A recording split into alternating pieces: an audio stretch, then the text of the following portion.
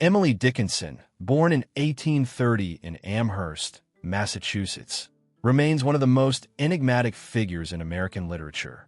Her reclusive lifestyle, combined with her prolific output of innovative poetry, makes her a compelling subject for study. Though she lived most of her life in relative obscurity, Dickinson's work has had an enduring impact on poetry, literary theory, and even modern culture. The mystery surrounding her persona, coupled with the power of her verses, continues to fascinate scholars, critics, and readers worldwide. Dickinson's poetry, with its unconventional forms and hauntingly poignant themes, challenges readers to examine life, death, faith, and a human experience in new ways. The paradox of Emily Dickinson's life is an essential part of her story. Known for her introspective nature, she lived much of her life in seclusion, yet her poetry remains intensely personal and often universal in its exploration of emotional depth. Dickinson famously wrote more than 1,800 poems, the vast majority of which were unpublished during her lifetime. These poems were left in private notebooks, hidden from public view. Although she did not seek fame or recognition, her work has come to be recognized as some of the most innovative and influential poetry in the English language. Dickinson's seclusion was not born from illness or an inability to engage with society, but rather, it was a conscious choice. She often turned inward, preferring solitude and privacy. Her house in Amherst, where she lived for most of her life, became a sanctuary for her thoughts and writing. This choice of isolation stands in stark contrast to the cultural expectations of the time for women, especially those from an educated, middle-class family like Dickinson's. In an era when women were expected to marry and take on traditional roles within the household, Dickinson defied norms, choosing instead to develop her intellectual and artistic potential in private. Although Dickinson's seclusion invites speculation, it was likely also a response to personal experiences of loss, as well as an intense inner conflict between the desire for connection and the need for creative space. Dickinson never married, and several of her closest relationships were marked by emotional intensity and, in some cases, unspoken affection. Much of her poetry reflects this tension between yearning for emotional connection and the deep loneliness that accompanied her artistic process. Dickinson's work is characterized by its use of unconventional punctuation, meter, and rhyme schemes, which set her apart from other poets of her time. Her style, often referred to as slant rhyme, defies the rigid conventions of 19th century poetry, creating a sense of ambiguity and emotional tension that resonates with readers even today. She frequently used dashes, irregular capitalization, and fragmented structures, elements that contributed to the distinctiveness of her voice. Critics have long debated the reasons behind these stylistic choices, but many agree that they reflect her attempt to communicate complex emotions and ideas in a way that conventional forms could not. While Dickinson's choice to remain unpublished during her lifetime has generated much speculation, it is important to note that she did, in fact, have relationships with some notable figures, such as the editor and critic Thomas Wentworth Higginson. Dickinson sent him a selection of her poems, seeking his advice, but her self-imposed isolation was never truly penetrated by the literary establishment. She remained fiercely protective of her work, and while she corresponded with others, she did so in a manner that revealed only glimpses of her internal world. Her letters, often as enigmatic as her poems, serve as windows into the mind of an artist who was both deeply engaged with the world around her and profoundly detached from it. Though she sought little recognition in her lifetime, Dickinson's impact on the literary world is immeasurable. After her death in 1886, her sister Lavinia discovered the nearly 1,800 poems Dickinson had written and, with the help of friends, began the process of bringing them to light. However, the task of editing and publishing her work was not simple. Dickinson's poems were often fragmented, inconsistent in form, and lacked titles. It took decades for scholars to fully understand her method of writing and her intention behind these forms. It was only through the efforts of editors and literary critics that Dickinson's work began to be recognized as revolutionary and groundbreaking. Emily Dickinson's poetry frequently addresses themes that were deeply personal to her: death, immortality, the self, and the natural world. Yet, despite the deeply personal nature of her work, it has a universality that allows readers from all walks of life to connect with it. Her poems explore existential questions. What lies beyond death? How does the soul persist? What is the nature of truth? These philosophical concerns reflect Dickinson's own struggles with faith and doubt, but they also touch on timeless and universal themes that resonate with readers across generations. The scholarship on Dickinson's work is vast and varied, but one aspect remains clear. She defied conventional expectations of what a poet should be and how poetry should be written. She was a pioneer of modern poetic forms, and her work paved the way for future generations of poets to experiment with language and structure. Despite her apparent isolation, Dickinson's work is anything but insular. It is intensely engaged with the world, with the personal struggles of the soul, and with the complexities of the human condition. Emily Dickinson's early life played a significant role in shaping both her personal identity and her poetic voice. Born in 1830 in Amherst, Massachusetts, she was the second of 3 children in the Dickinson family. Her father, Edward Dickinson, was a prominent lawyer and politician, known for his conservative views and commanding presence in the local community. Her mother, Emily Norcross Dickinson, was a more reserved figure, and it is often noted that she had a distant relationship with her daughter. The dynamics within the Dickinson household would contribute to Emily's complex sense of self and her evolving understanding of family, love, and solitude, which would later become central themes in her poetry. The Dickinson family was well established in Amherst, and Emily's father was a dominant figure in the town. He served in various important positions, including as a U.S. congressman and a trustee of Amherst College. This provided Emily with a privileged upbringing, one that included access to a quality education. From an early age, Dickinson exhibited a sharp intellect, impressing her teachers with her academic abilities. However, her family life, particularly her relationship with her father, was marked by tension and emotional distance. Edward Dickinson's strict, authoritarian nature often clashed with his daughter's more independent and introspective temperament. Despite his efforts to shape her in a mold of public success, Emily resisted conformity, seeking solace in her private world. Emily's mother, Emily Norcross, was often described as emotionally distant and physically frail. Little is known about her relationship with Emily, and much of it has been left to speculation. There are suggestions that the mother-daughter relationship was strained, with Emily growing up in a household where emotional expression was not encouraged. This lack of maternal connection may have contributed to Emily's sense of isolation and her decision to retreat into her private life. Emily's poems often convey a sense of longing for emotional connection, yet her personal relationships with her parents were rarely nurturing in the way we might expect of traditional family dynamics. Despite the emotional complexities within the Dickinson household, Emily was close to her siblings, particularly her sister Lavinia and her brother Austin. Lavinia, who would later play an important role in preserving Emily's legacy, was described as her confidant and support system.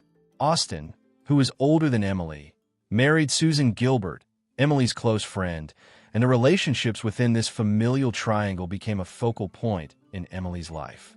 The Dickinsons were a tight-knit family, but the closeness was often marked by unspoken tensions and complex emotional undercurrents. This complicated family environment provided a rich backdrop for Emily's poetic imagination, fueling her reflections on love, identity, and the nature of human relationships. Emily's education was a critical factor in her intellectual development. She attended the Amherst Academy and later Mount Holyoke Female Seminary, where she was exposed to a wide range of subjects, including literature, history, and science. However, Dickinson was known to resist formal structures, preferring a more self-directed, solitary approach to learning.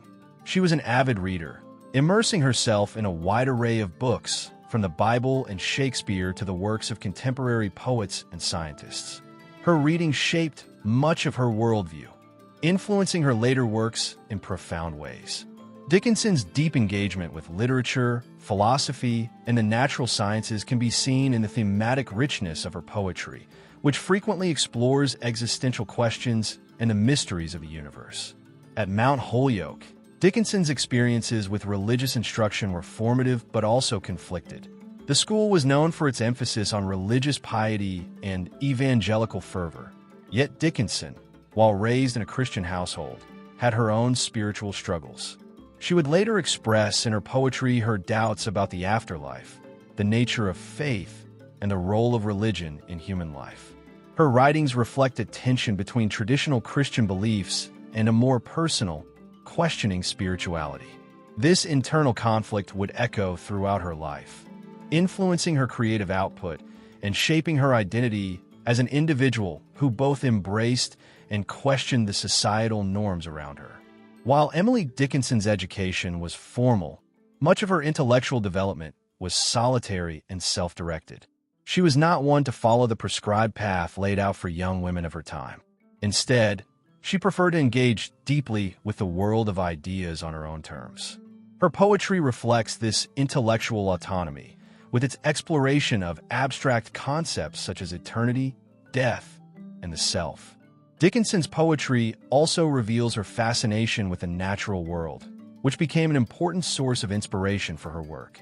Her observations of nature, often presented in vivid, evocative language, reflect her keen attention to detail and her ability to find profound meaning in seemingly ordinary moments. Her intellectual curiosity and rebellious spirit also manifested in her early poetry, much of which was composed during her time at Mount Holyoke. Dickinson began to experiment with writing poems that broke from conventional forms. Her early works were not unlike those of other romantic poets, but as she matured, her voice became more distinctive. She was less concerned with conforming to established poetic norms and more focused on expressing her innermost thoughts and emotions. The free verse style she would later develop, characterized by unconventional punctuation, capitalization, and meter, began to take shape during these formative years. The impact of Dickinson's early family and educational experiences can also be seen in her attitudes toward love and personal relationships. Throughout her life, Dickinson had intense emotional relationships with several people, including her sister-in-law, Susan Gilbert Dickinson, and a number of friends. Her correspondence with these women, though often elliptical and ambiguous, hints at deeper emotional connections that were not easily expressed in the context of the time. Many scholars have speculated about the nature of these relationships, considering the possibility of romantic feelings hidden within the confines of friendship. Dickinson's poetry often explores the complexity of love and longing, suggesting that her early experiences with family and education left her with an acute awareness of emotional and social constraints. Emily Dickinson's relationship with her hometown of Amherst, Massachusetts, was both a central influence on her life and an integral part of the persona she constructed over her lifetime. While Dickinson's seclusion is one of the most defining aspects of her character, her connection to Amherst and its people was far from non-existent. In fact, Amherst, with its tight-knit community, shaped much of Dickinson's experiences and personal narrative, offering both a source of inspiration and a space for emotional isolation.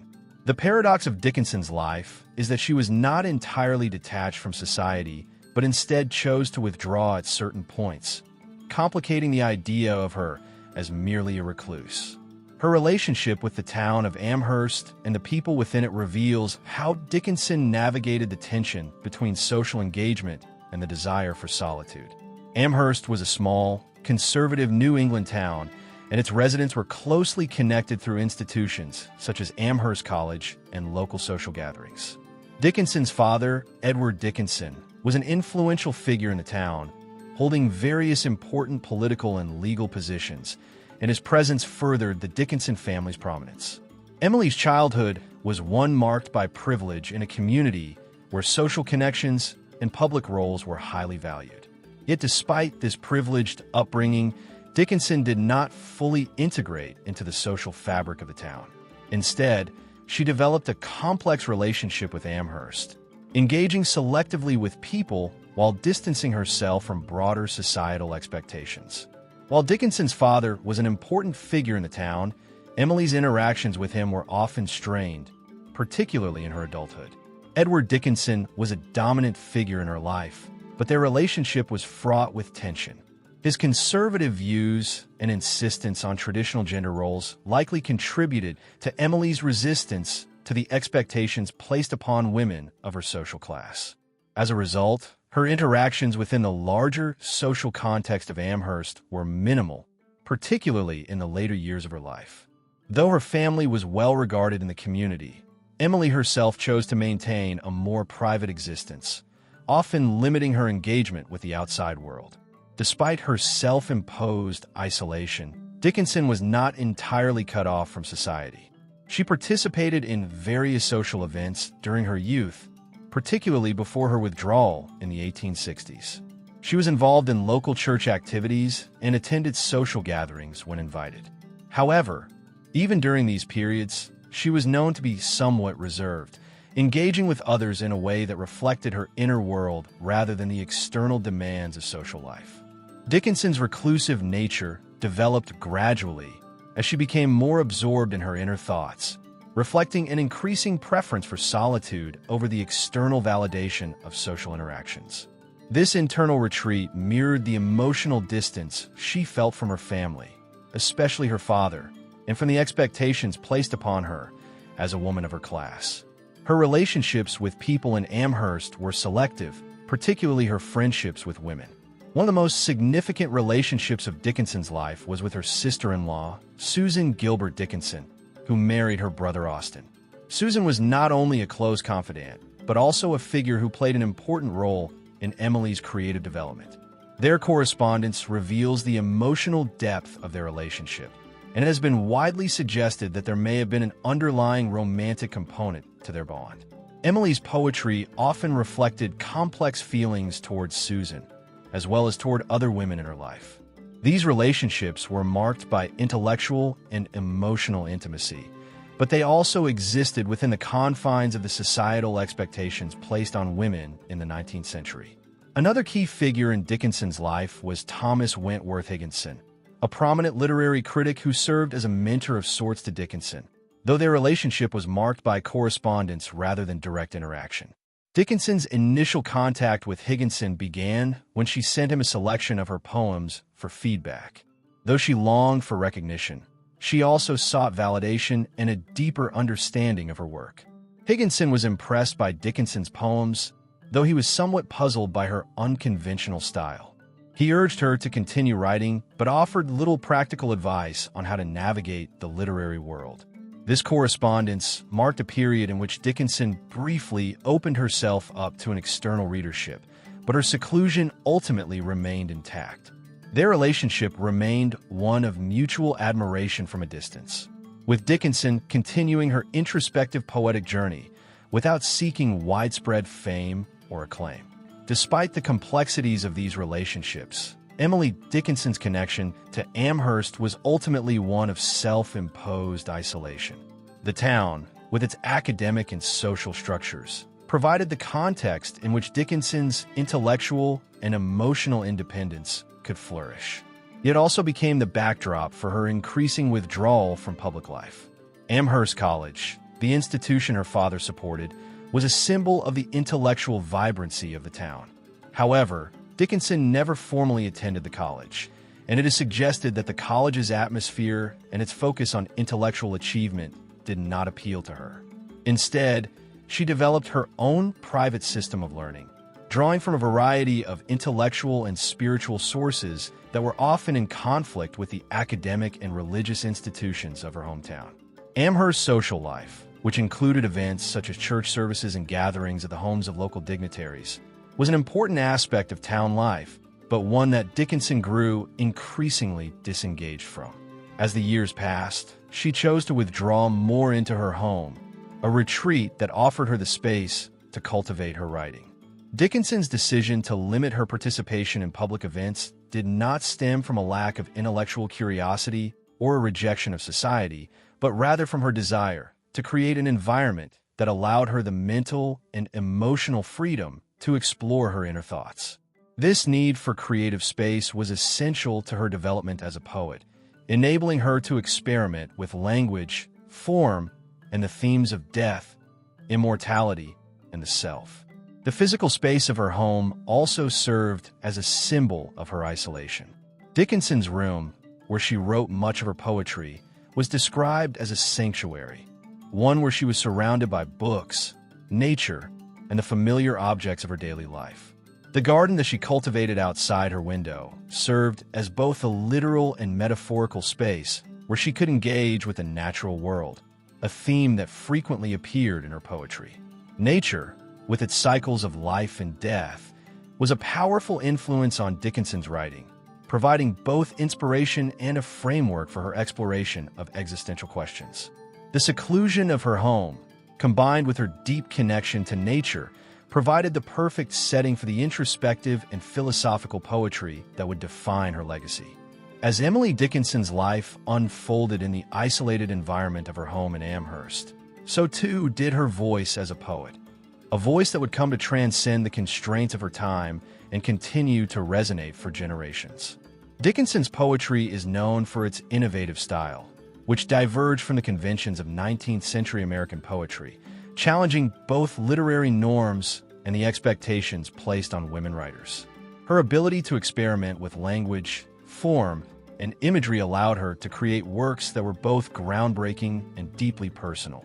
This chapter explores the emergence of Dickinson's poetic voice, focusing on the distinctive features of her style, including her use of unconventional punctuation, fragmented forms, slant rhyme, and her exploration of themes that were ahead of her time.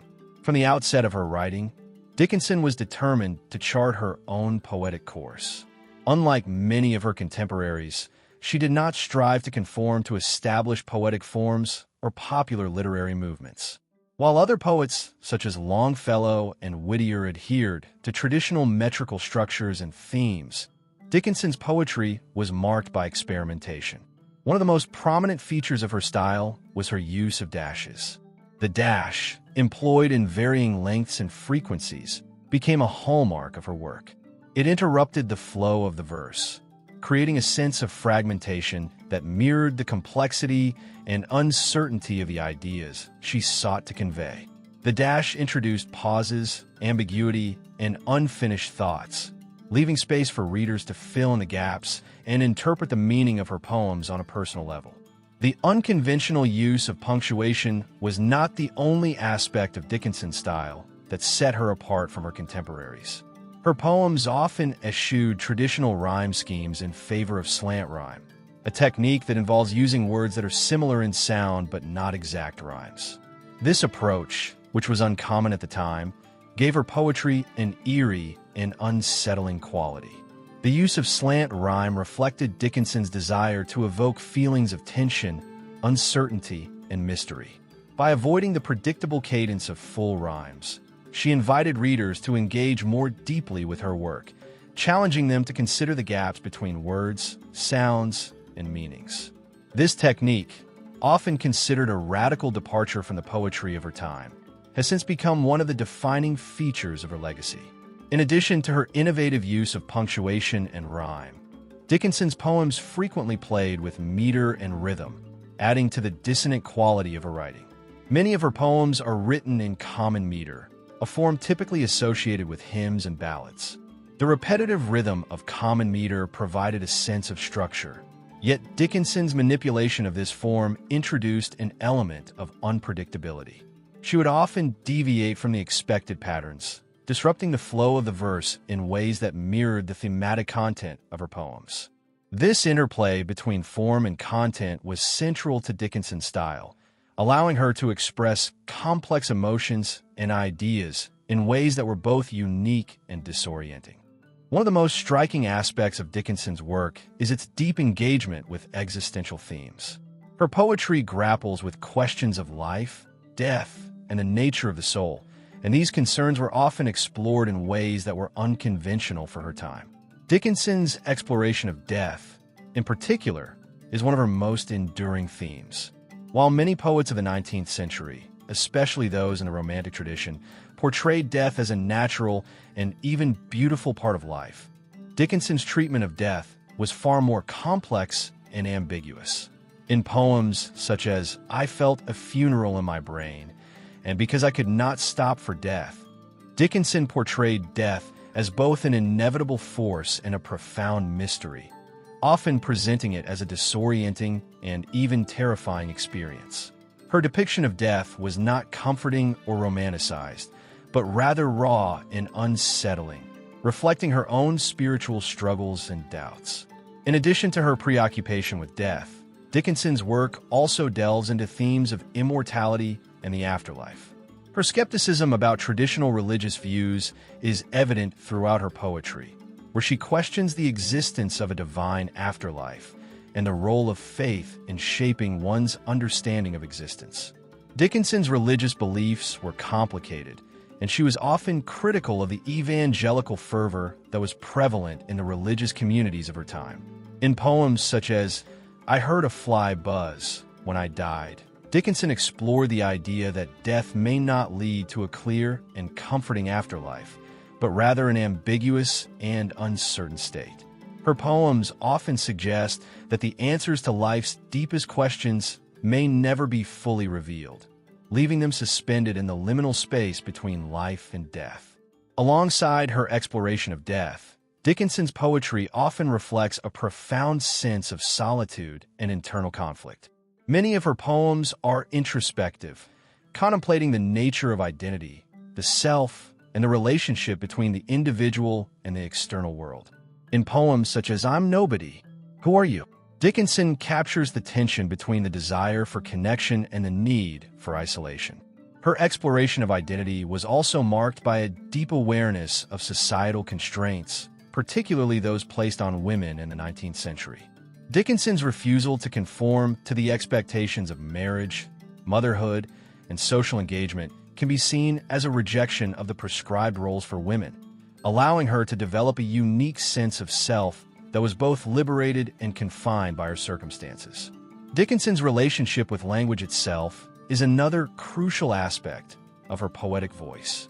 Her poems are known for their precise, yet often ambiguous use of language. She was able to pack vast amounts of meaning into short, concise lines, creating poems that are dense with metaphor and symbolism. Her keen observation of nature, for instance, was often used as a lens through which to explore larger existential and spiritual questions. Flowers, birds, and the changing seasons served as metaphors for themes such as the fleeting nature of life, the persistence of the soul, and the inevitability of death.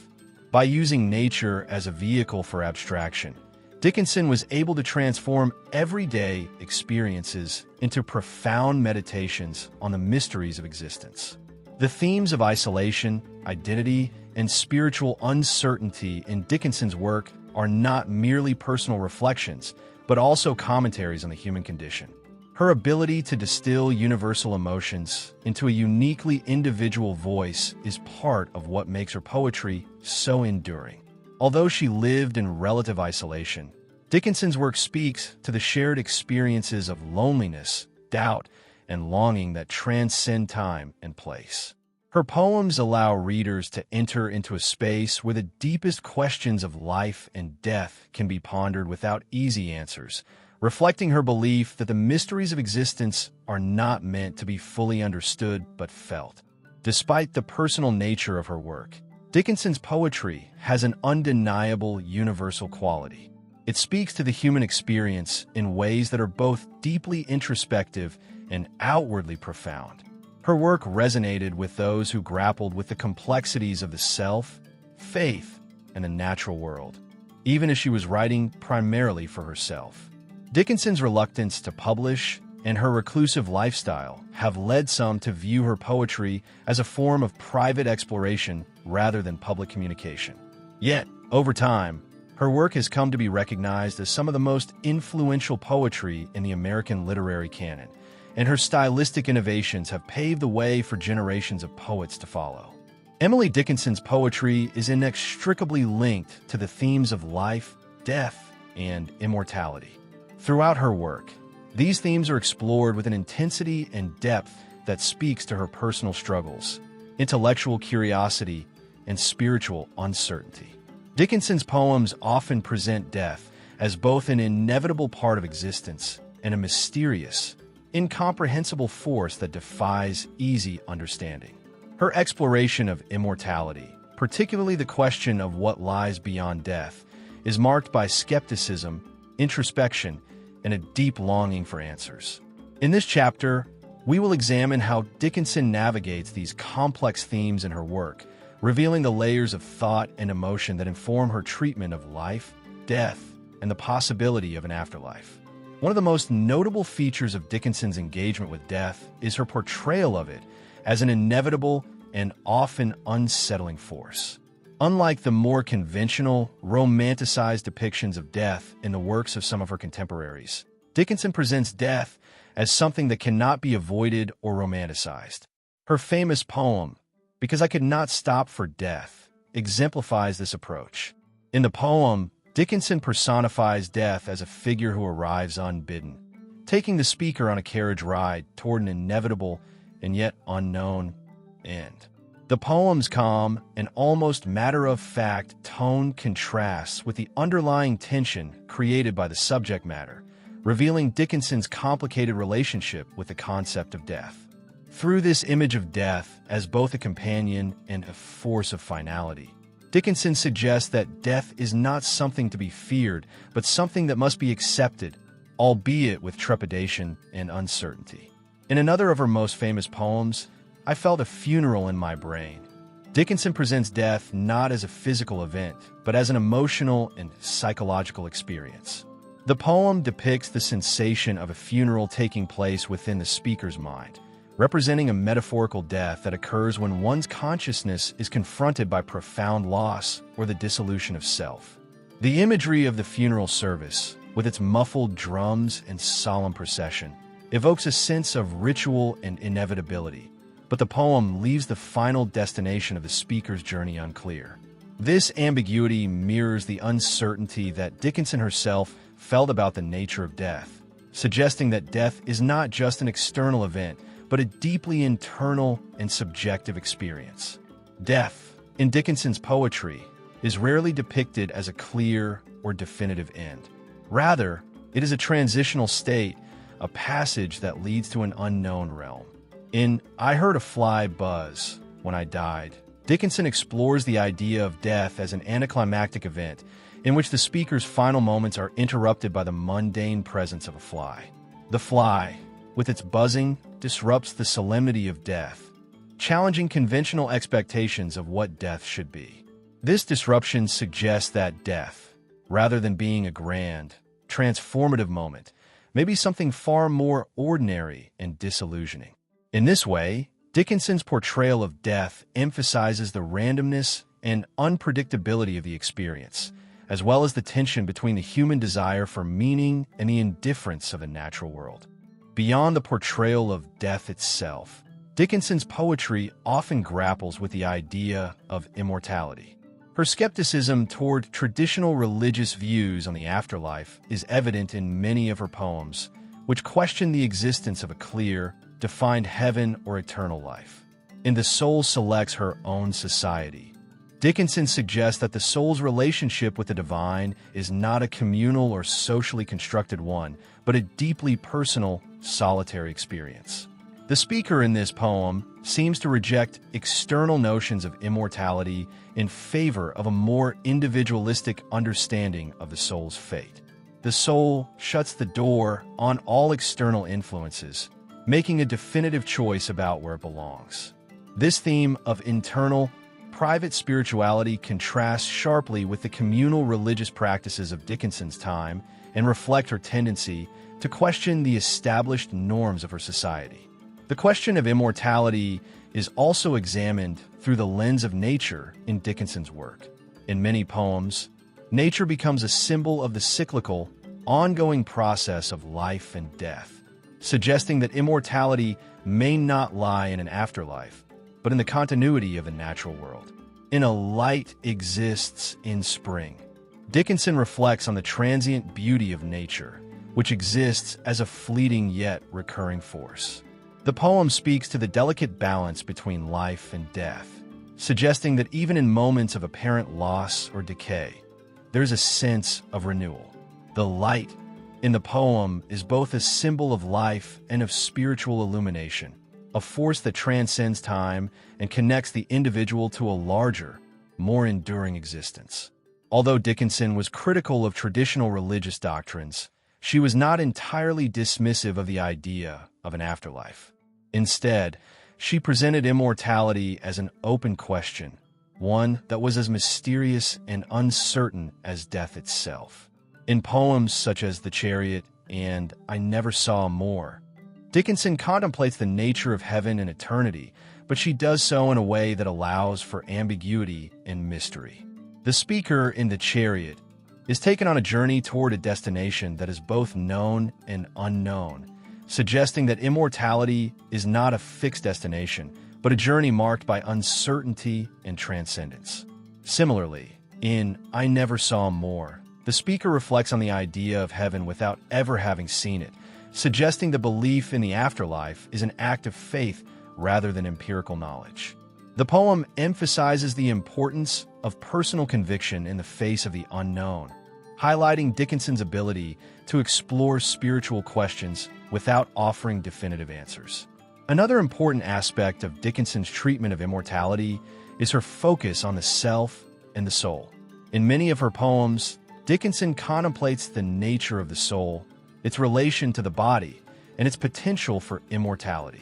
In The Soul Selects Her Own Society, Dickinson portrays the soul as a solitary, autonomous entity that is uninterested in the distractions of the world. The poem speaker seems to suggest that the soul is not concerned with social status or external recognition, but instead chooses its own path toward transcendence. This emphasis on the individuality of the soul reflects Dickinson's belief in the autonomy of the self and the possibility of spiritual fulfillment outside the confines of institutional religion. While death and immortality are central themes in Dickinson's work, it is important to note that her poetry does not merely dwell on these topics in isolation. Rather, they are woven into the broader context of Dickinson's exploration of existence itself. Life, in Dickinson's view, is a fleeting and often perplexing experience, one that is marked by uncertainty, isolation, and the constant tension between the known and the unknown.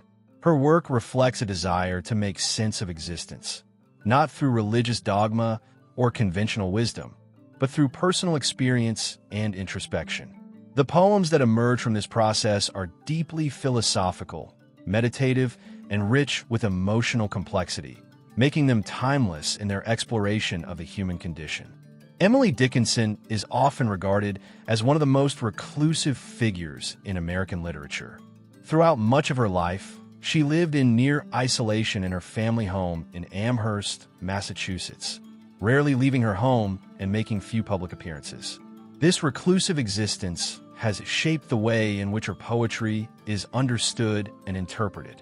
Dickinson's retreat from society, coupled with her limited interaction with the outside world, created a distinctive tension between the personal and the universal in her poetry. Her works are infused with the deeply personal experiences of isolation, love, spiritual uncertainty, and introspection, yet they resonate with readers universally because of their exploration of human emotions and existential questions. This chapter delves into the relationship between Dickinson's reclusive lifestyle and the profound themes of her poetry, exploring how her isolation influenced the development of her poetic voice and the way in which her work engages with both individual experience and broader human concerns. Dickinson's reclusiveness is often seen as an essential aspect of her identity as a poet. While many writers of her time were involved in the public literary scene, publishing frequently and engaging with readers and fellow writers, Dickinson took a different path. After her early attempts at publication, she withdrew from the literary world almost entirely, choosing to keep her work private and sharing it only with a small circle of close friends and family members. Her decision to avoid publication and public recognition reflects a deliberate choice to focus on her inner life and to create poetry that was deeply personal, unencumbered by the expectations and conventions of the literary establishment.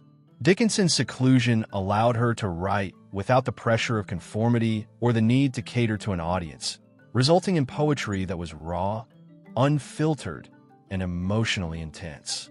This intense, personal engagement with her own thoughts and emotions gave rise to some of the most profound and innovative poetry in American literature. Dickinson's poems often reflect her inner struggles, including her bouts with loneliness, doubt, and melancholy.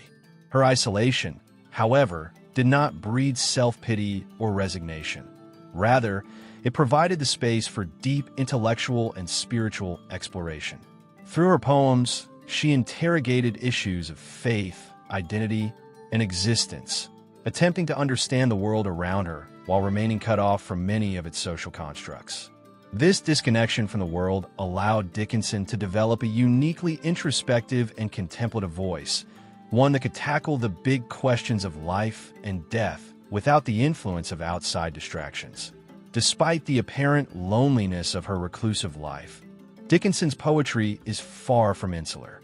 In fact, her work engages with a broad range of universal themes, from the nature of existence to the mysteries of the afterlife. Although Dickinson's personal experiences undoubtedly shaped her poetry, her ability to express universal human emotions is one of the reasons her work continues to resonate across time and culture. Her poetry offers insight into the shared struggles of humanity, the questions of meaning, the search for identity, and the attempt to understand death and the afterlife. Dickinson's own isolation allowed her to speak in a voice that was intimate and personal, yet one that also spoke to the broader human experience. By confronting her own inner turmoil and doubts, she tapped into a wellspring of universal truths that transcended her immediate circumstances. The solitary nature of Dickinson's life also influenced her approach to relationships and love, which are recurring themes in her poetry. While her relationships with others were limited, she expressed profound feelings of affection, desire, and longing in her poems. Her letters and poems often reveal complex and ambiguous emotions toward those with whom she had relationships, particularly her close friendships with women such as Susan Gilbert Dickinson, her sister-in-law, and her long-distance correspondence with the Reverend Charles Wadsworth. These relationships, though not defined by traditional romantic attachments, nonetheless played a significant role in shaping her understanding of intimacy, connection, and emotional vulnerability. In many of her poems, Dickinson grapples with the tension between love and isolation, between the desire for connection and the necessity of solitude. In poems such as Wild Nights, and I Cannot Dance Upon My Toes, Dickinson expresses a longing for romantic connection, though often in abstract or metaphorical terms. The speaker in these poems is frequently situated in a state of desire or yearning, but the object of that desire is elusive or unattainable. These poems reveal the tension between the speaker's longing for closeness and the barriers, whether emotional, social, or physical, that prevent such connection. Dickinson's reclusiveness contributed to this sense of longing, as she was physically removed from many of the social interactions and relationships that might have alleviated her sense of isolation. In this way, her solitude became both a source of pain and a catalyst for poetic creation, as her emotional needs and desires were channeled into her writing. The theme of isolation is not limited to Dickinson's romantic relationships, but also extends to her broader view of society and the world. In poems such as I'm Nobody, Who Are You, and The Brain is Wider Than the Sky, Dickinson reflects on her sense of difference and separation from the larger world. In I'm Nobody, Who Are You, the speaker declares a rejection of social norms and expectations, embracing an alternative form of identity that is outside of conventional society. This poem speaks to Dickinson's own sense of being an outsider, someone who exists apart from the mainstream culture and who finds meaning and identity in solitude. Similarly, The Brain is Wider Than the Sky suggests that the internal life of the mind holds more depth and potential than the external world, highlighting Dickinson's preference for introspection and intellectual exploration over social engagement. While Dickinson's life in seclusion was often marked by loneliness and solitude, it was also a space for intense personal growth and artistic development. Her reclusiveness allowed her to hone her craft without outside interference or the need to conform to societal expectations. Dickinson's decision to remain largely outside of the public sphere also allowed her to avoid the pressures faced by many women writers of her time, who were expected to fulfill traditional roles as wives and mothers, while also adhering to the constraints of literary propriety. Dickinson's ability to defy these norms and create poetry that was both innovative and intensely personal is a testament to her independence and her commitment to her art. In her isolation, Dickinson found the freedom to write without compromise, to experiment with form and language, and to explore the deepest recesses of her own mind. Another crucial aspect of Dickinson's seclusion was her relationship with the natural world. Although she was physically confined to her home in Amherst, Dickinson's poetry often draws upon the rich imagery and symbolism of nature. Her poems are filled with references to flowers, birds, trees, and the changing seasons, which serve as metaphors for life, death, and spiritual transformation. Dickinson's connection to nature was not merely a passive one. Rather, she engaged with it as an active participant, finding inspiration in the smallest details of the natural world. Her reclusiveness allowed her to observe nature in a way that many people, caught up in the busyness of everyday life, might not have had the time or inclination to do. In this way, Dickinson's solitude enabled her to develop a deep and personal relationship with the world around her, one that informed much of her poetry. The tension between personal experience and universal themes is a hallmark of Dickinson's work. Her reclusive lifestyle allowed her to develop a poetic voice that was intensely personal, yet her themes of love, loss, identity, and existence resonated with readers far beyond her immediate circle. By confronting her own isolation and emotional turmoil, Dickinson was able to tap into the universal human experience, creating poetry that is both deeply introspective and outwardly profound. Her life, lived largely in isolation, gave rise to poems that reflect the complexity of human emotions and the intricacies of the soul. In the solitude of her room, Dickinson created a literary legacy that continues to speak to the hearts and minds of readers today. Emily Dickinson's poetry is renowned not only for its deep thematic concerns, but also for its distinctive style and form. In a literary tradition that often prioritized ornamentation, complexity, and adherence to form, Dickinson's work stands out for its originality, brevity, and striking simplicity. Her poems, while often deeply emotional and philosophical, are characterized by their economy of language, the innovative use of meter, and the idiosyncratic punctuation that would come to define her voice. In this chapter, we will examine the form and style of Dickinson's poetry, focusing on how her use of language, meter, and punctuation reflect her artistic vision and how they contribute to the overall impact of her work. Through this analysis, we will see how Dickinson's poetic innovations allowed her to convey complex ideas and emotions with clarity and precision. One of the most striking aspects of Dickinson's poetry is its use of simple, direct language. Unlike many of her contemporaries, who favored elaborate and florid language, Dickinson preferred to express her thoughts in a straightforward, unadorned style. Her vocabulary is often stark, with an emphasis on concrete, sensory images rather than abstract or ornamental language. For example, in the poem "A Bird Came Down the Walk," Dickinson describes a bird's behavior with careful attention to detail, using simple but vivid language to convey the bird's actions and the speaker's response. The language is not overburdened with literary devices or rhetorical flourishes. Instead, Dickinson focuses on what is immediate and observable, capturing the essence of the moment with precision. This simplicity allows her poems to feel intimate and direct, drawing readers into her experience without the distraction of excessive verbal ornamentation.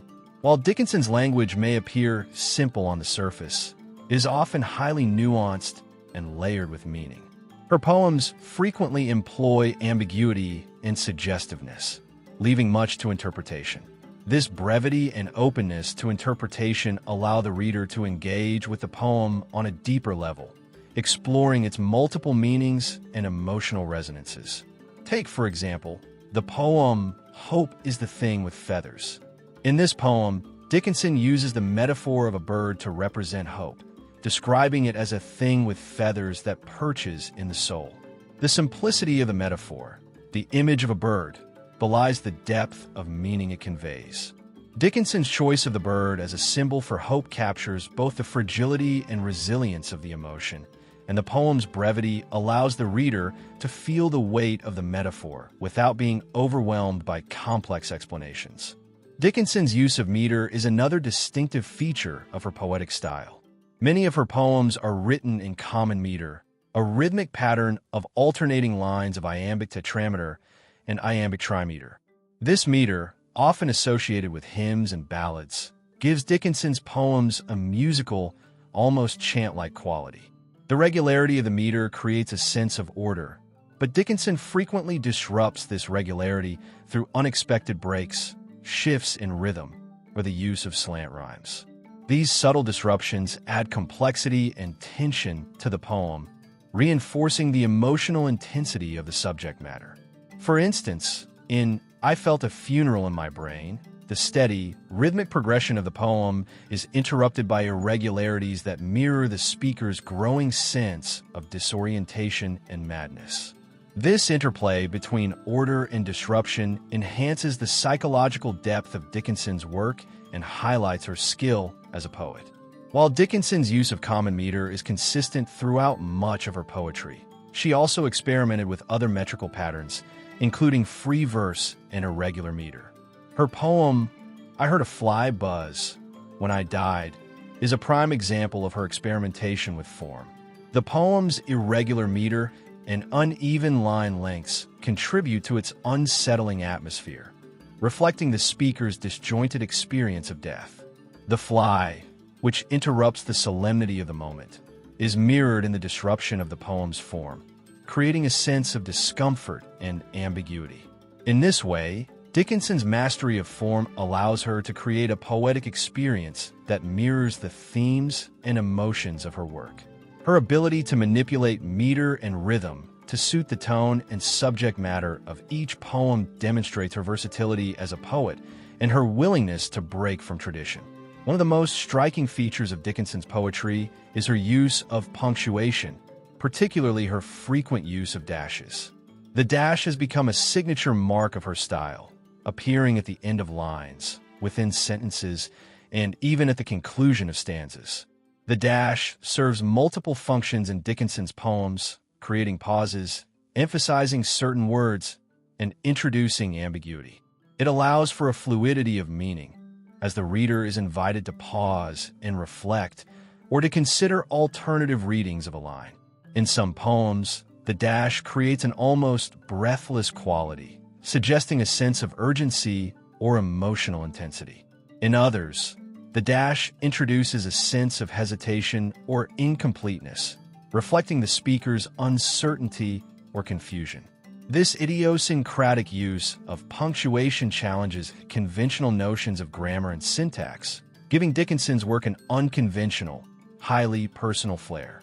The dashes in Dickinson's poems can also be seen as a reflection of the speaker's fragmented thoughts or emotional state.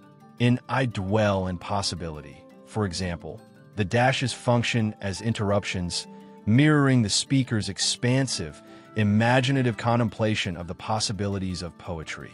The poem is filled with possibilities, and the dashes serve to open up spaces for the reader to consider what might be left unsaid, what might follow, or what could be imagined.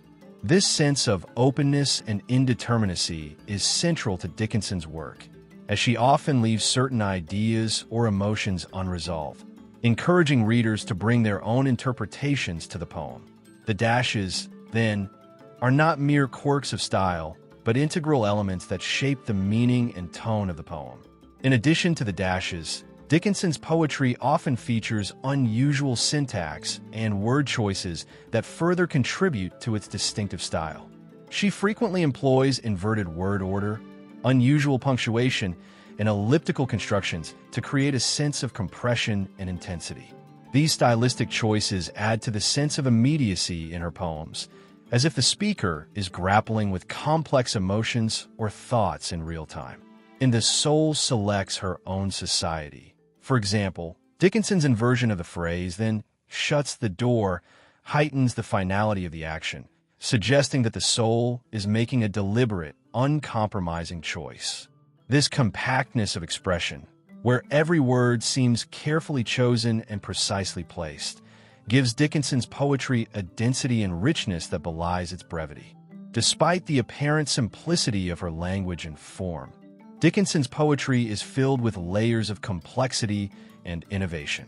Her style, which emphasizes brevity, directness, and emotional intensity, allows her to explore profound themes in a way that feels immediate and visceral. The interplay of meter, punctuation, and syntax creates a unique reading experience, one that invites readers to engage with the poem on multiple levels. By breaking from traditional poetic conventions and creating her own rules, Dickinson was able to craft a body of work that was both timeless and revolutionary. Her style, though deceptively simple, is one of the key reasons her poetry continues to captivate and inspire readers today. Emily Dickinson's poetry, though it is now recognized as some of the most important in American literature, was not widely acknowledged during her lifetime. In fact, much of her work was unpublished and remained largely unknown to the general public until after her death. Dickinson's reclusive nature, coupled with her unconventional style and refusal to conform to literary norms, led to her being overlooked by the literary establishment of her time. However, after her death in 1886, her poetry began to attract more attention, and her reputation as a poet grew steadily over the following decades. The journey of Dickinson's reception, from obscurity to reverence, offers insight not only into the evolution of her literary reputation, but also into changing attitudes toward women writers and the nature of literary recognition. During her lifetime, Dickinson's poems were known only to a small circle of friends and family, most notably her sister-in-law Susan Gilbert Dickinson and a few other close confidants. Some of Dickinson's poems were published posthumously, but they were often heavily edited and altered to fit the conventional norms of poetry at the time.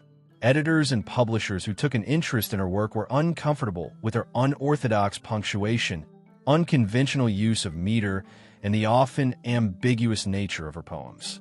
As a result, many of Dickinson's poems were either modified beyond recognition or left unpublished altogether.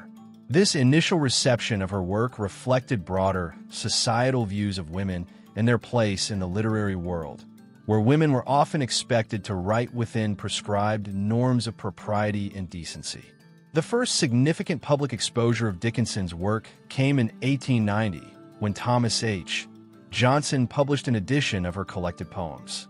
Johnson's edition, which included the majority of Dickinson's poems, was the first attempt to present her work in its original form, without the edits and alterations that had marred earlier publications.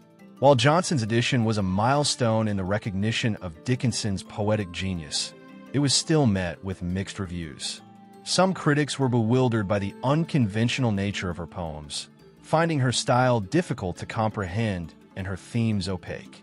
Others praised the emotional intensity and originality of her work, but even those who admired her writing were often unsure how to categorize it. Dickinson's poetry did not fit neatly into any established literary tradition, making it difficult for critics and readers to place her within the larger context of American or world literature. Despite the initial mixed reception, Dickinson's work began to garner more attention as the 20th century progressed. Scholars and critics began to recognize the uniqueness of her voice and the depth of her insights into human experience. As literary movements such as modernism took hold in the early 20th century, Dickinson's work was increasingly seen as a precursor to more experimental forms of poetry. Her use of irregular meter, unconventional punctuation, and fragmented structure seemed to anticipate the developments of 20th century poetry, making her work more relevant to contemporary readers. Poets such as T.S. Eliot and Robert Frost, who were themselves exploring new ways of writing, found in Dickinson a kindred spirit whose poetic experimentation resonated with their own artistic endeavors. A significant turning point in Dickinson's reception came with the publication of her complete poems in 1955, edited by Thomas H. Johnson. This edition, which sought to present Dickinson's work as faithfully as possible, solidified her place in the American literary canon. It became clear that Dickinson's poetry was not just the work of a reclusive and eccentric woman. It was the work of a profound and visionary poet whose insights into life, death, and the human soul transcended her era. Critics began to view her as one of the most important American poets, alongside Walt Whitman and Edgar Allan Poe, whose influence on American poetry was undeniable. The more her work was examined, the more Dickinson's genius became apparent. One of the reasons Dickinson's poetry has been so widely celebrated in modern times is its remarkable universality. While she was writing in a specific historical and cultural context, one that was shaped by the limitations placed on women in the 19th century, her work transcends these boundaries and speaks to readers across time and place. Her exploration of themes such as love, death, faith, and identity touches upon the fundamental aspects of the human experience, making her poetry relevant to readers from all walks of life. Dickinson's ability to articulate the deepest emotions and existential questions in a way that feels both personal and universal has contributed to her growing reputation as a poet of profound insight. Moreover, Dickinson's work has resonated particularly with feminist critics and scholars, who have reclaimed her poetry as a form of resistance to the patriarchal norms of her time. Dickinson's reclusive life and unconventional poetic style can be interpreted as acts of defiance against the expectations placed upon women in the 19th century. In an era when women were largely excluded from the public literary sphere and their writing was expected to adhere to prescribed norms, Dickinson's choice to write in private, to avoid publication, and to embrace an idiosyncratic style was a radical act. Feminist scholars have argued that Dickinson's poetry reflects the tension between the inner world of women's experiences and the external pressures of society, and that her work offers a powerful critique of the limitations placed upon women in her time. While Dickinson's reception was initially slow, her legacy has grown steadily over time. Today, she is regarded as one of the greatest American poets and one of the most important literary figures in the Western canon. Her work is widely taught in schools and universities, and her poetry continues to inspire readers, writers, and scholars across the globe. Her influence extends beyond the realm of literature, as her work has inspired visual artists, musicians, and even filmmakers who have sought to capture the essence of her poems in new and creative ways. Dickinson's exploration of the interior life, her unique use of form and language, and her ability to convey universal truths about the human condition have cemented her place as a towering figure in the literary world. The growing recognition of Dickinson's work is also indicative of changing attitudes toward the role of women in literature and the arts. In the 19th century, women writers were often marginalized, their contributions overlooked or undervalued. Dickinson's success in the 20th and 21st centuries reflects a broader cultural shift toward recognizing the achievements of women in the literary world and acknowledging their contributions to the development of modern literature. As gender studies and feminist literary criticism have gained prominence, Dickinson's work has been reassessed in a more favorable light, with scholars emphasizing her innovative approach to poetry and her challenge to societal norms. Another significant factor in Dickinson's rising reputation is the growing interest in her personal life and its relationship to her poetry. In the years following her death, various biographers and scholars sought to uncover the details of her life, piecing together the fragments of her correspondence, letters, and diaries to create a portrait of the reclusive poet. The mystery surrounding Dickinson's personal life, her relationships, her eccentricities, and her enigmatic persona has only heightened the allure of her poetry, creating a sense of intrigue and fascination for readers. As scholars have delved deeper into the complexities of her character and the context in which she wrote. Dickinson's poetry has become even more compelling as readers seek to understand the connection between her life and her art. The legacy of Emily Dickinson, who was once relegated to the fringes of American literary history, has grown exponentially in the decades following her death. Today, she is recognized as a monumental figure in poetry, a trailblazer whose work has influenced not only the trajectory of American literature, but also the development of modern poetry on a global scale. Her distinctive use of language, form, and thematic exploration of mortality, identity, and nature have made her a key figure for contemporary writers, critics, and poets alike. This chapter seeks to explore the extent to which Dickinson's work has influenced modern poetry and how her themes and techniques continue to resonate with contemporary writers across various genres. Emily Dickinson's style of poetry, with its brevity, emotional depth, and profound use of ambiguity, set a precedent for later poets to embrace unconventional forms and explore complex emotions in new ways. Her use of simple language, yet intricate meanings, allows for multiple layers of interpretation, which has profoundly influenced poets of the 20th and 21st centuries. In a world where the written word has become more experimental and fragmented, Dickinson's technique of using sparse and seemingly unadorned language continues to inspire poets who seek to distill profound truths from everyday life. Her influence can be seen in the works of poets such as Sylvia Plath and Sexton and W.S. Merwin, who, like Dickinson, grappled with themes of personal identity, death, and the limits of language in expressing the complexity of human emotions.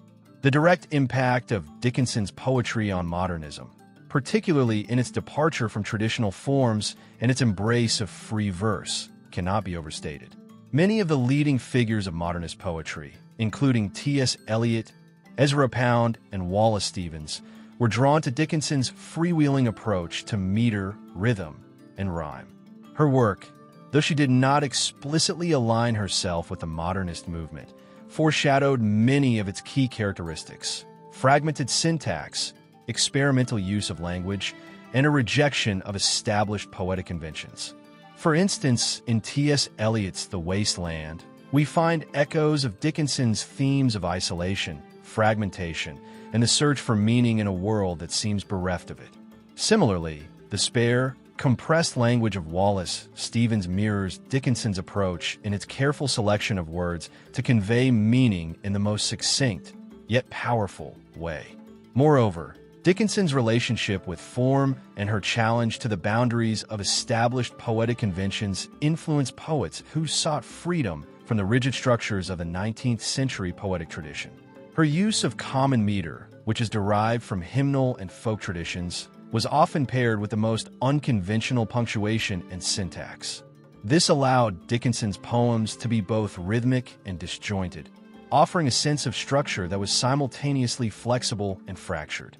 Poets in the 20th and 21st centuries have drawn on this balance between order and disorder, using fragmented forms and syntax to communicate the chaos and complexity of modern existence. One such poet is John Ashbery, whose work demonstrates a similar fluidity of form and thought, blurring the lines between conventional verse and prose. Ashbery's layered, multifaceted poems, like Dickinson's, invite readers to explore the interplay between meaning and ambiguity, offering a complex experience of interpretation that mirrors Dickinson's own work. Dickinson's exploration of death, the afterlife, and existential questioning has resonated deeply with contemporary writers who tackle themes of mortality in their work. Her preoccupation with the fleeting nature of life, particularly the unknown surrounding death, has been a major influence on poets such as Sexton, who similarly used poetry to confront her own mental health struggles and thoughts of death. In her poems, Sexton drew on Dickinson's stark, direct language to express profound questions about the meaning of life and death, seeking to engage with the unspeakable aspects of human experience in ways that would both disturb and comfort readers. In particular, Sexton's Transformations, a retelling of classic fairy tales infused with dark, adult themes, bears the hallmarks of Dickinson's questioning, irreverent tone. Sexton and other poets in the confessional tradition embraced the rawness and vulnerability seen in Dickinson's poetry, creating a space in literature where personal trauma, emotional upheaval, and the universal fear of mortality could be discussed openly. In addition to Dickinson's thematic influence, her formal innovations have also had an enduring impact on contemporary poets. Her distinctive use of dashes and unconventional punctuation not only contributed to the emotional tone of her work, but also invited readers to engage with her poetry in new ways. The dashes, often viewed as symbols of hesitation or interrupted thoughts, have been adopted by numerous poets who value the way they create space for reflection, uncertainty, and emotional depth. Poets such as Louise Gluck and Maxine Cumin have incorporated dashes into their work as a way to mirror the complexity of human emotions and the fragmentation of thought. In many ways, the use of dashes in contemporary poetry functions as a direct homage to Dickinson's innovation, highlighting the continued relevance of her techniques in shaping the language of modern poetry. As poetry has evolved, Dickinson's influence can also be seen in the way contemporary poets explore the tension between the personal and the universal. Dickinson's intimate poems about her personal experiences with nature, love, and spirituality speak to universal themes in a way that feels personal and accessible. This duality, where the personal becomes a lens through which to examine broader human concerns, has been embraced by modern poets. Contemporary writers such as Mary Oliver and Tracy K. Smith, for example, draw on Dickinson's ability to blur the boundaries between the individual and the universal. Oliver, in her Meditations on Nature, echoes Dickinson's capacity to find transcendence in ordinary experiences, while Smith, in her exploration of history, identity, and race, demonstrates the same intimate engagement with the self that Dickinson displayed in her poetic voice. Dickinson's ability to express a range of emotions with a seemingly limited set of words, her minimalist approach to language, has influenced a wide range of poets seeking to convey complex experiences with economy and precision. Contemporary poets such as Derek Walcott and Carl Phillips, known for their clean, spare lines, draw on Dickinson's example of how much can be conveyed with a few simple words, leaving ample space for readers to engage with the meaning of the poem. This practice of brevity in poetry, rooted in Dickinson's work, has come to define much of modern poetry, where silence, absence, and suggestion are as powerful as the words themselves.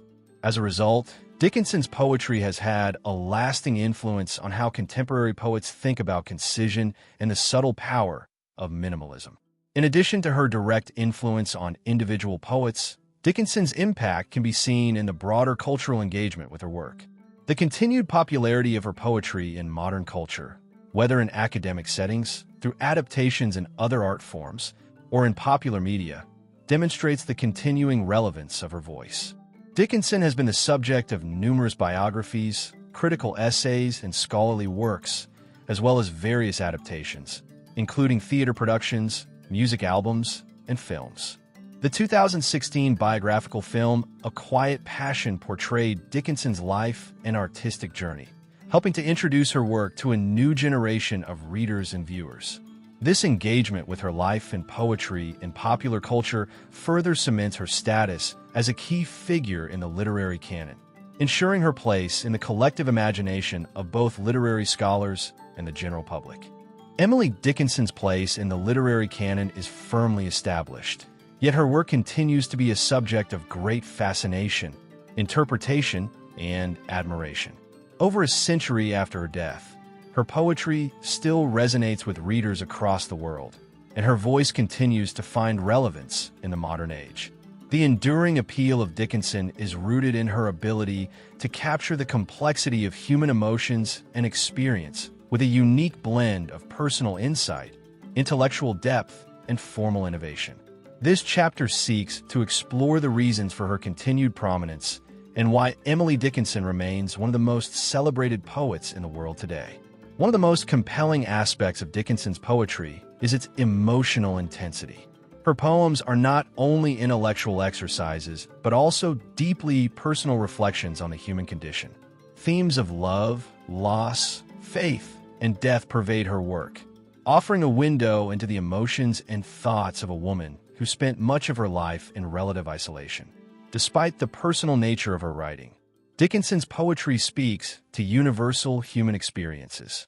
Her exploration of death, in particular, is one of the most profound and relatable aspects of her work. In poems such as Because I Could Not Stop for Death, Dickinson tackles the inevitable and often unsettling nature of mortality, treating it with a curiosity and emotional complexity that transcends time. This ability to speak to both the personal and the universal is what continues to draw readers to her work. Another key aspect of Dickinson's enduring appeal is her distinctive voice. Dickinson's poetry is characterized by its brevity, its use of dashes, and its often ambiguous or elliptical meaning. These elements of style create a sense of mystery and openness that invites readers to engage deeply with her work. The dashes, in particular, allow for a sense of pause or suspension, forcing readers to linger on the words and their meaning. This technique encourages multiple interpretations, which contributes to the continued relevance of her poetry.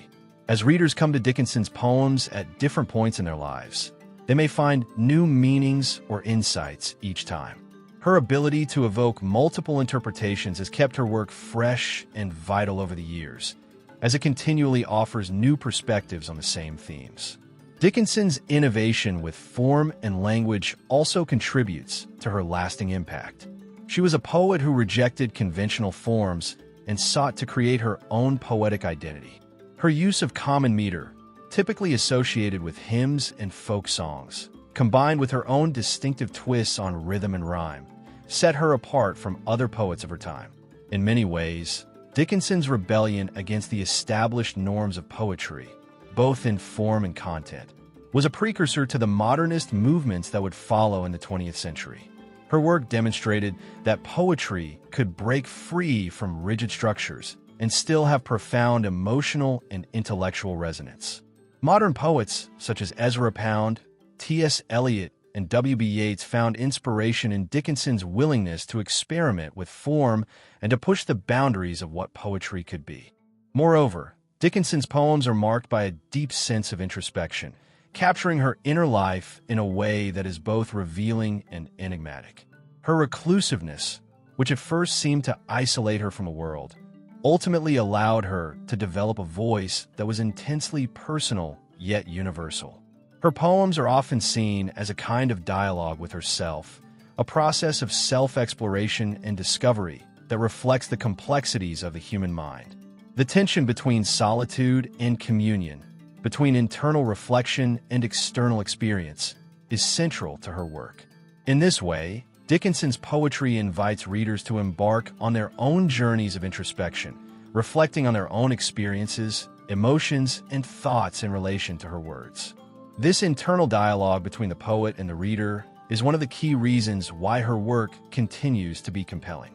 The spiritual and philosophical dimensions of Dickinson's poetry also contribute to its lasting appeal. While she was known to question conventional religious beliefs, particularly those of the puritanical New England environment in which she was raised, her poetry is often suffused with spiritual longing and existential reflection. Dickinson's grappling with faith, doubt, and the unknowns of the afterlife gives her poems a timeless quality. For many readers, Dickinson's exploration of life's mysteries resonates with their own spiritual or existential struggles. Her poetry's ability to bridge the gap between the intellectual and the spiritual is one of the reasons it has remained relevant across generations. Whether grappling with faith in the face of suffering or contemplating the unknowable nature of existence, Dickinson's ability to articulate the complexity of belief continues to make her work profound and meaningful. Dickinson's focus on nature is another important facet of her work that continues to attract contemporary readers. Nature, in Dickinson's poetry, is not simply a backdrop for human activity, but a vital force in its own right, one that speaks to the deeper currents of life and existence. She often used nature as a metaphor for the larger questions of life, death, and transcendence. Her descriptions of gardens, birds, and the changing seasons are imbued with a sense of mystery and reverence. At times, nature serves as a lens through which Dickinson explores the boundaries of human experience.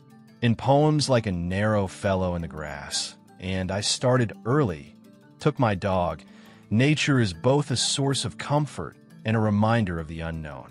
The continuing appeal of Dickinson's nature poetry lies in its ability to connect readers to the natural world in ways that evoke both beauty and unease, demonstrating how nature mirrors the complexities of the human spirit.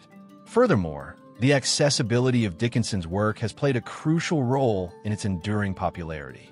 Unlike many poets whose works can be impenetrable to the general reader, Dickinson's poetry remains relatively accessible in terms of language and themes.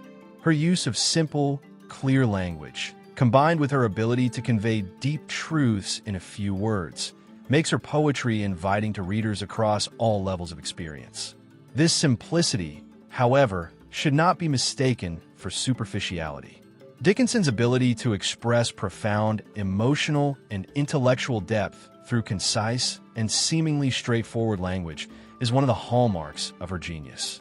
Whether she is meditating on death or love, Dickinson's poems distill complex emotions into accessible forms, allowing readers to connect with her work on a personal level. Another contributing factor to Dickinson's enduring appeal is the way in which her personal life has been mythologized and romanticized. The mystery surrounding her reclusive existence, her choice to live most of her life in isolation, and her enigmatic relationships with friends, family, and potential lovers have all contributed to the fascination with her as a person. Biographers and scholars have long sought to uncover the details of Dickinson's life, and this curiosity about the woman behind the poems has only added to the intrigue surrounding her work. Dickinson's reticence and privacy, once seen as a hindrance to understanding her work, have now become part of her allure. The juxtaposition of her intense, personal poetic voice and her secluded lifestyle invites readers to imagine the woman behind the words, creating a sense of intimacy and connection that further strengthens the bond between her and her readers. The continuing study of Dickinson in academic circles and the widespread teaching of her work in schools around the world have also played an essential role in her sustained relevance. Scholars and critics continue to engage with Dickinson's poetry from a variety of perspectives, exploring its feminist, philosophical, and psychological dimensions. Each new generation of scholars brings new insights and interpretations to Dickinson's work, ensuring that her poetry remains a rich field for exploration and debate. Furthermore, Dickinson's work is widely included in literature curricula, ensuring that her influence will continue to shape the minds of future generations of readers and writers. The sustained academic interest in her poetry reinforces her place in the literary canon and guarantees her continued prominence in the literary world. In conclusion, Emily Dickinson's poetry endures because it speaks to the timeless human experience, offering readers profound insights into love, death, identity, and the nature of existence. Her unique voice, intellectual depth, and emotional resonance continue to captivate readers today, making her a poet for all time. Through her work, Dickinson has carved out a lasting legacy that transcends the constraints of time and place. Her ability to capture the complexities of the human spirit, to challenge conventional forms, and to create poetry that invites readers into a personal dialogue with the poet has ensured her place among the greatest poets in the world. Dickinson's legacy is a testament to the power of poetry to endure and remain relevant, regardless of the passage of time, and to the enduring appeal of a voice that continues to speak to generations of readers.